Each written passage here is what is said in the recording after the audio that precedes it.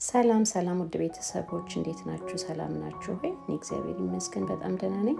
ዛሬ ደግሞ በሌላ ቪዲዮ ተመልሼ መጥቻለሁ። ዛሬ መኮሮኒ በፔስቶ ሶስ እንሰራለን። ሽንኩርት ማቁላላት ምንም የማይፈልግ በጣም ፈጣን ቶሎ የሚደርስ መኮሮኒ በፔስቶ ሶስ ነው የምንሰራው። እስከ መጨረሻው አብራችሁን ቆዩ።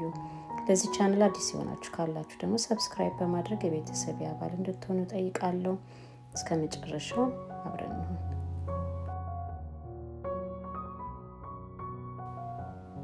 እንግዲህ መጀመሪያ የምናደርገው ምንድነው? መጥበሻችን ላይ ትንሽ ዘይት እናደርግና ነጭ ሽንኩርት አረግበታለሁ። እዚህ ጋር ውሃ እያፈላሁኝ ነው ለመኮሮኒ መቀቀያ።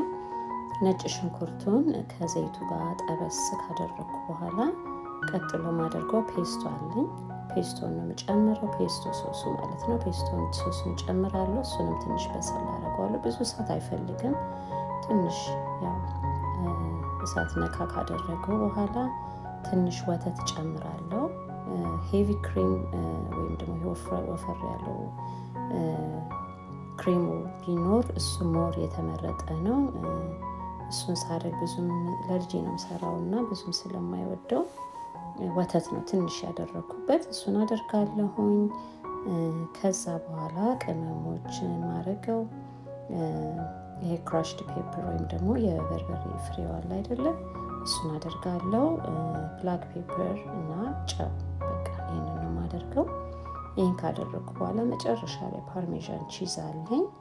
እሱን አርጌ ቀለጥ ሲልልኝ የምፈልገውን የተቀቀለውን መኮሮኒ ጨምርበታለሁ ማለት ነው።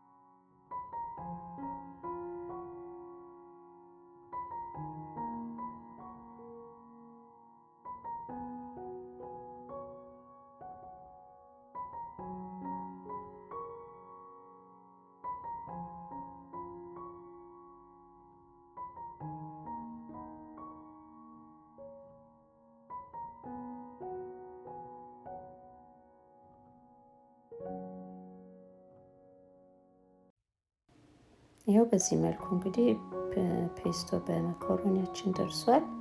እዚሁ ላይ ነው የቀላቀልኩት። ቶሎ የሚበላ ስለሆነ የቀቀልኩትን በጣም ትንሽ መኮረኒ ነው። በቃ ይህ እንደዚህ ሆኖ ተሰርቶ አልቆ ለመመገብ ሬዲ ሆኗል ማለት ነው።